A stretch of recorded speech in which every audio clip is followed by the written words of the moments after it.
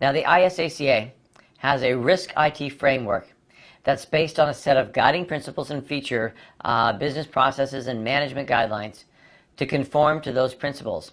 Now, to get a good understanding of risk, you need to know what risk is. The ISO published a definition of risk as the potential that a given threat will exploit vulnerabilities of an asset and thereby cause harm to the organization. Now, I'm thinking, okay, that's great. They just told you what risk is, but they threw a bunch of other words in there. Exploits, vulnerabilities. Okay, so let's make sure we got this completely fleshed out, that it makes sense to us. Everything that we see has a vulnerability, and I can't think of any exception. A vulnerability can be a design vulnerability. It can be, if we're going to talk strictly software, we see lots of releases about vulnerabilities in Microsoft Windows and patches that we use to fix those vulnerabilities. What does that vulnerability mean? It means that if somebody has the right knowledge and the right access, they could take advantage of that vulnerability and destroy that operating system, or worse than that, take it over. Well, let's take that idea of risk. I want to make it an easy to see picture. If you have a building, a brick and mortar facility that your office is in, I'm betting it's got a vulnerability to fire, right? Probably doesn't do well if it catches on fire. That is a vulnerability. Now, just because it has the vulnerability is not that big of a deal. I mean, it's a big deal to some extent. I don't want to be in that building if it catches fire. But it needs somebody to exploit that vulnerability, right? To set that place on fire purposely or accidentally. And until that exploit occurs, there's the building. It has a vulnerability, but it hasn't been exploited. The risk is, what are the odds that vulnerability will be exploited? Now, it could be an electrical fire, a completely innocent way of starting. It can be from, anything you think of, from arsonists, or any number of things that can cause that, lightning strikes, all sorts of things. So what you do is you analyze, what are the risks, what are the, buildings like this and those types of crimes or those types of experiences, how likely are they to occur? What can I do to reduce that risk? Like the addition of sprinklers inside the building, water sprinklers right overhead. That's why we put them in there. We're reducing those vulnerabilities. Anyway, so I'm spending a lot of time trying to make sure that you've got a good picture of the definition of risk, using the other words that they threw in there, like the exploits and vulnerabilities. And of course, that brick and mortar building that I talked about, that's the actual asset that we're trying to protect. Now, when you're analyzing IT services, the auditor should specifically be looking at the risks that are associated for the business when using IT services within an enterprise. And that is going to be our focus. What are those risks involving IT? Now, one of the goals of risk analysis is that we're going to, hopefully, by doing the analysis, figure out where the vulnerabilities are, to figure out what the potential that those vulnerabilities can be exploited, which is the risk, and then ways that we can mitigate the chances of that happening, at least to a manageable point. If I go back to that idea of the building and putting sprinkler systems in there, knowing that those sprinkler systems can reduce, hopefully, at least the damage, but we know that fire could still start, right? In order for the sprinklers to go off, there must be smoke and fire. But it's not going to damage or destroy the entire building. At least we hope not. Maybe one room or one small section. And then we ask the question, is that manageable? Are we willing to live with that level of risk? And that's what we're looking at.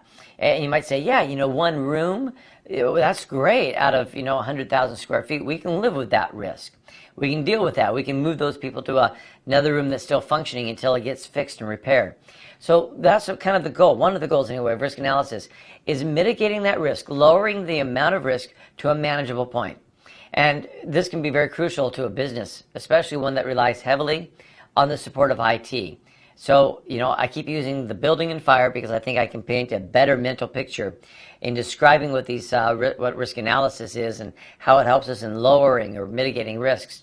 But I want you to take that same mental picture and now think of a database server. right? And how crucial is the data on that database server to your company? Could you live without it? If you lost it and it took you a week to recreate the information in there, could your business still run? If those were all your customers and the only information about those customers and all the orders they've just placed are all stored there, how are you going to, recover from that? How crucial is it to you? So you're getting the picture, right? I'm trying to paint a couple of mental pictures so that you really understand the goal of risk analysis. And the reason that's a big deal is that we see the use of risk and the risk analysis in many facets of what we do in the auditing world. All right, so as kind of a review, the risk of an exploit to a vulnerability could negatively impact things like the assets of the organization.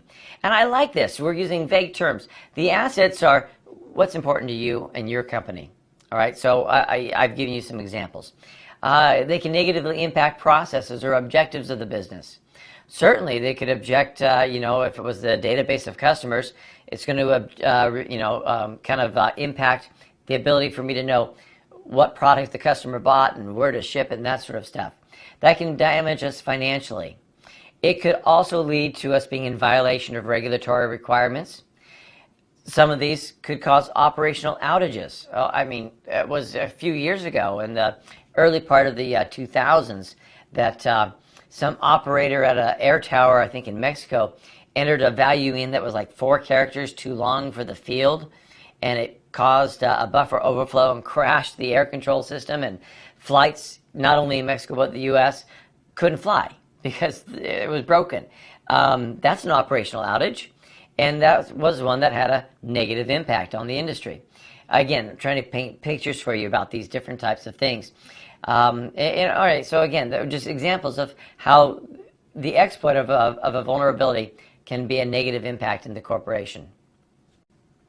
Now, risk assessment can be characterized as a life cycle. The life cycle is we first start by identifying what does this business do? What are the objectives of the business?